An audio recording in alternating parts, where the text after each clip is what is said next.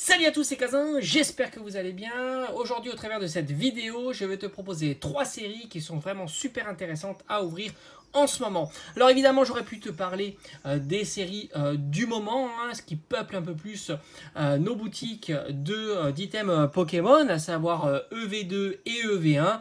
EV1, j'en ai fait souvent des vidéos, c'est une série qui est pas intéressante à ouvrir puisque les cartes sont vraiment pas chères et vraiment bon marché. Les 3 hits tournent aux alentours de 60 €, donc autant les acheter directement d'occasion, on va dire, mais en qualité near mint, toujours.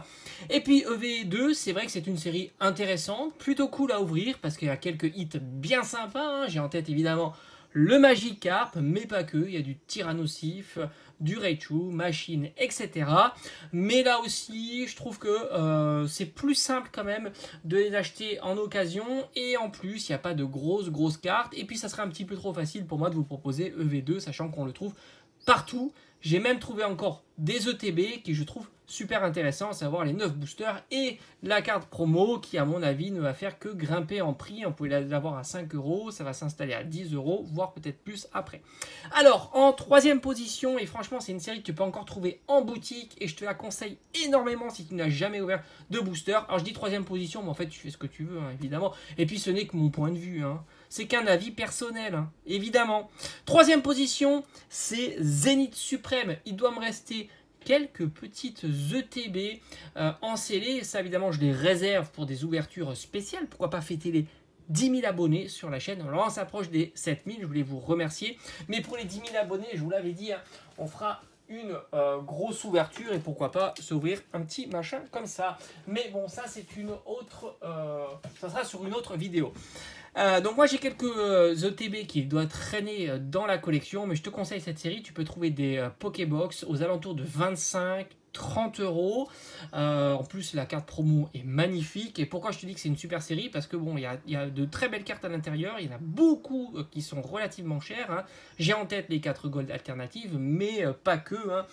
Tu retrouves aussi ces Pokémon qui sont incroyables. Les cartes sont splendide. Tu as du Suicune, du Zeraora de Isui, Raikou, tu as du Givrali, tu as évidemment le Mewtwo VS Dracofeu en V-Star, qui est la carte la plus, enfin dire, l'objectif la plus importante de la série.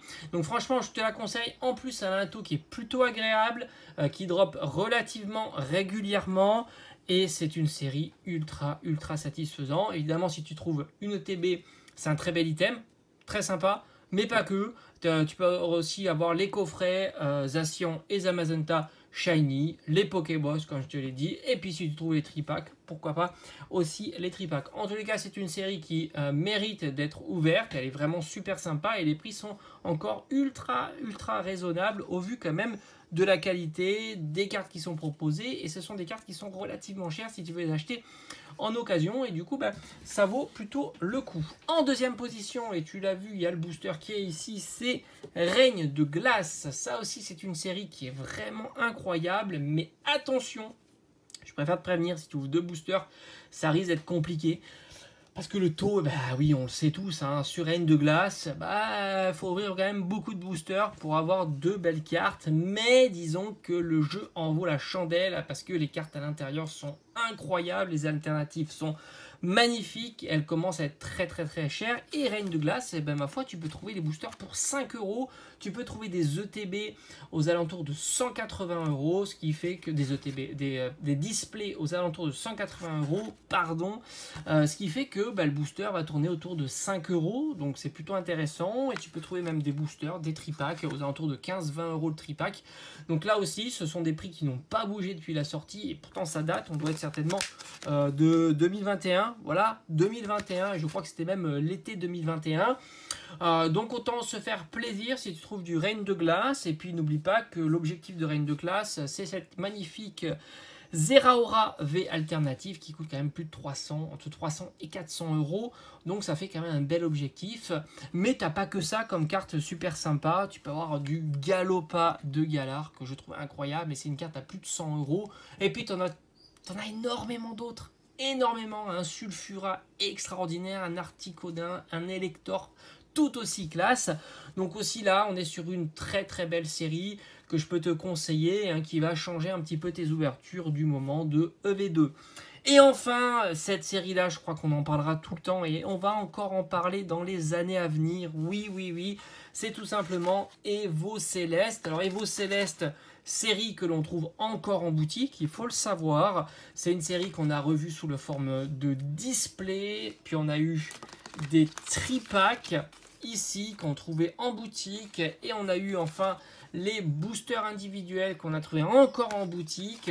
Donc ça fait ultra plaisir de voir régulièrement cette série là en boutique, ce qui fait que les boosters, les prix des boosters ne se sont pas envolés, même si tu les trouves pas en boutique. Donc en boutique il faut compter 6 € le booster, allez 7 €, ça dépend les enseignes, mais en général 6 à 7 € le booster.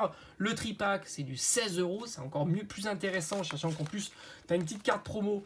J'ai envie de te dire BK Glaçon, c'est pas foufou, mais il me semble qu'il y a du Noctali, et ça c'est déjà beaucoup plus intéressant, et ça doit être une carte promo qui doit tourner autour de 1 ou 2 € sans trop de difficulté.